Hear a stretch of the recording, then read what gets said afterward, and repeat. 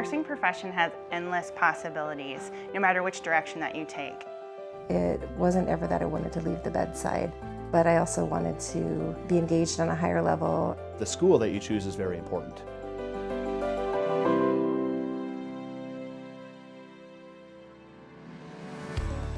What's exciting about the graduate program is that in many cases I've had the students as an undergrad. So I see a lot of the growth and I see a lot of their interest in advanced degrees. We recognized nationwide that there was a real need for master's prepared nurses in the clinical setting who act really at the bedside with the nurses to maintain safety and quality. And that's really the hallmark of the clinical nurse leader role. Through my degree, I did a research project on CLABSI, which is central line associated bloodstream infections. I'll also be working with hand hygiene and then working with executive leadership as well to make some of these changes happen, which is emphasized throughout the clinical nurse leader program. The CNL track and the capstone courses are geared toward developing skills in collaboration, communication, informatics, evidence-based practice, and really working within one system at the hospital. My final project for my master's degree was an oral care project for oncology patients. We received a bland rinse and some lanolin for their lips, and we fitted into the nurse's routine. It was actually 7 quarters without a mucosal barrier injury after the implementation of that, and so it's really been a successful project. Without my master's degree, I don't think I would have been able to be that focused in terms of planning those kind of projects. My background's in nursing. I used to work at the bedside. With those patients that you take care of, you can tangibly see the impact that you made on them. Where now you change something, it can impact thousands of patients and not just the 4 or 5 that say you took care of on your shift.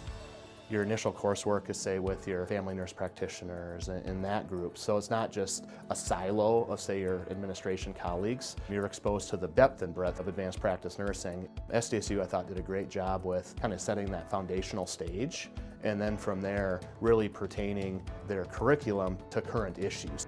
And healthcare, we all know, is way too expensive. And quite frankly, our outcomes are kind of middle of the pack. So we have a lot of improvement to do for healthcare in the United States, and I think nursing can really be on the forefront of that. I have a special place in my heart for college and nursing students because I was one of them. They taught global skills such as communication, problem solving, critical thinking, skills that will follow me for the rest of my career. We have some simulation education coming up. Okay.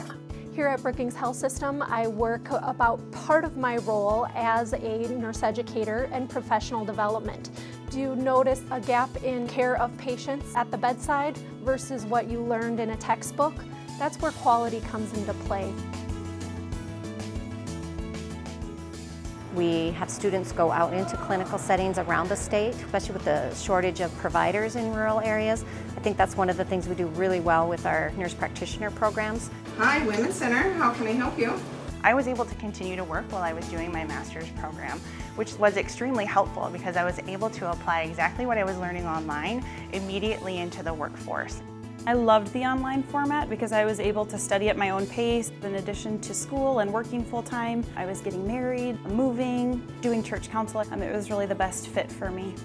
When I heard Whitney tonight, I think I'll be thinking about how she came into the master's degree program with some great goals in mind and how she was going to transition from a bedside nurse to this leadership role where she was now going to be working with nurses, looking at really what's the best way to care for patients.